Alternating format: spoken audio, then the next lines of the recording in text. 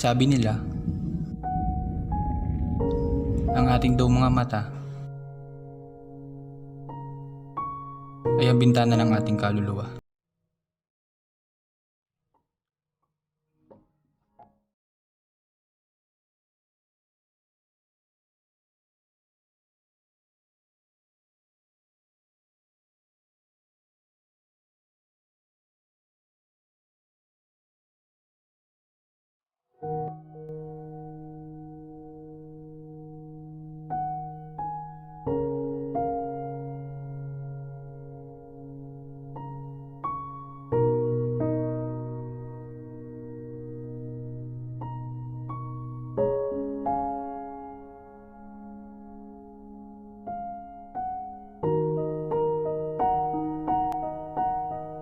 Kaya't sa aking bawat pagising,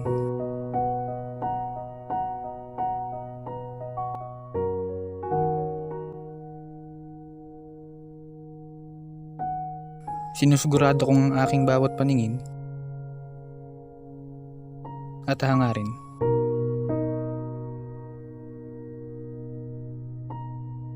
ay para sa ikabubuti ng aking pamilya.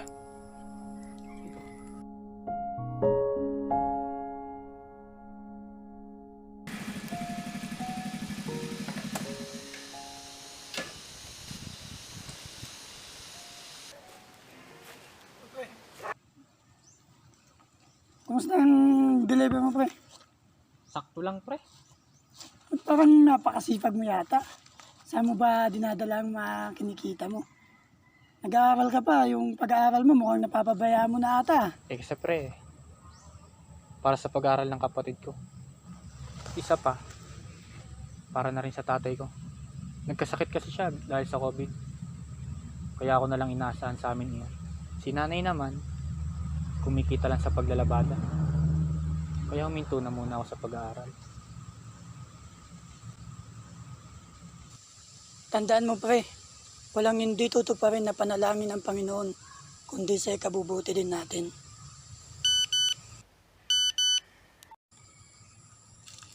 Oh, sakto, pre. Tamang-tama ito para sa'yo. May nag-order sa akin. Bigay ko na lang ito sa'yo para makadagdag sa pinag-iipunan mo. At para na rin makatulong para sa pagpapagamot ng tatay mo.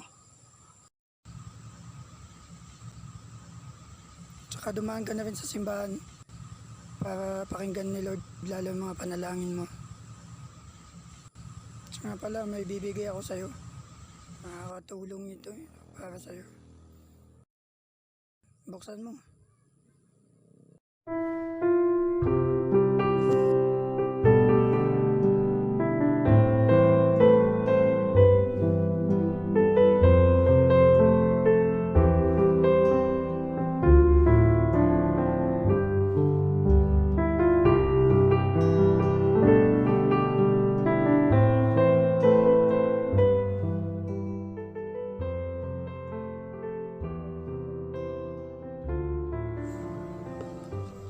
Lord,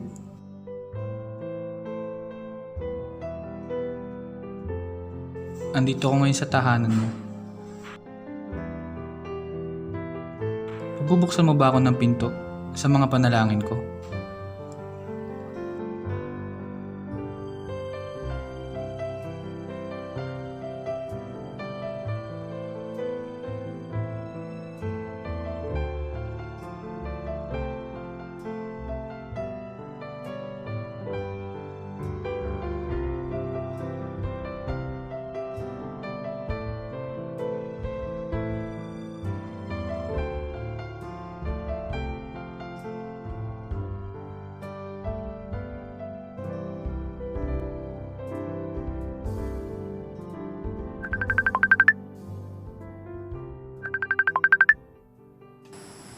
Hello?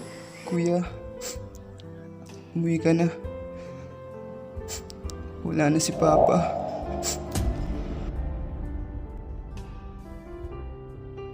Lord, bakit po ba parang pinagsasaran niyo ako ng pinto at liwanag? Ngayon wala na ang aking ama. Paano na?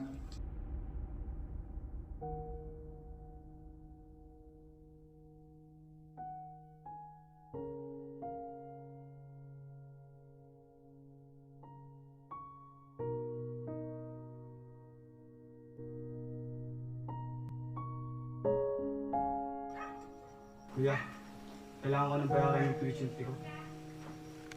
Pasensya ka na. Alam ko ikaw umako lahat ng gastusin dito sa bahay. Magmula nung namatay si Papa. Sige, ako nang bahala. Gagawin ko ng paraan yun.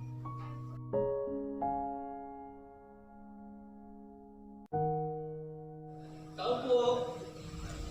Delivery po. Maraming salamat. O iho, pasok ka muna at maupo.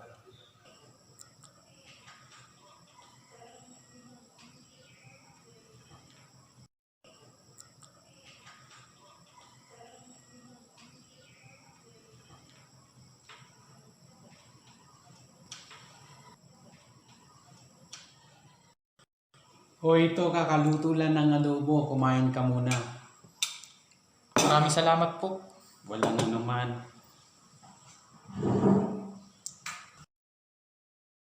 Ay, iho, duman ka ba sa simbahan para magdasal? Sa totoo lang po, Father. Hindi po. Kasi hanggang ngayon po, hindi ko pa rin po naiintindihan at natatanggap kung bakit kailangan mawala na ng aming ama. Kaya ngayon, ako na po ang sumalo sa lahat ng gastusin, pati na sa pag-aaral ng kapatid ko. Huminto na rin po ako sa pag-aaral. Tandaan mo, iho, na ang Diyos hindi tayo iniiwan. Palaging nariyan siya upang magbigay ng pag-asa. Gusto mo bang makapag-aral uli? Opo, Father. Yun po talaga ang pangarap ko. Para kapag nakapagtapos ako ng pagka-engineer, may ko ang aking pamilya sa hirap.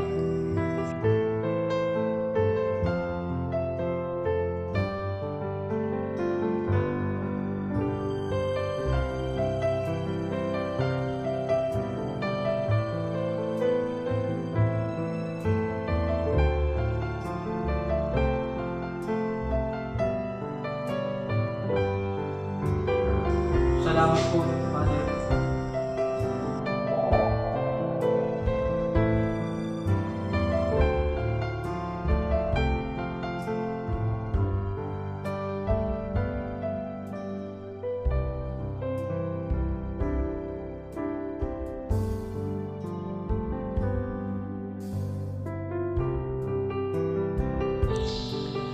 Ngayon, ay akin nang naiintindihan ang mga sagot sa aking katanungan.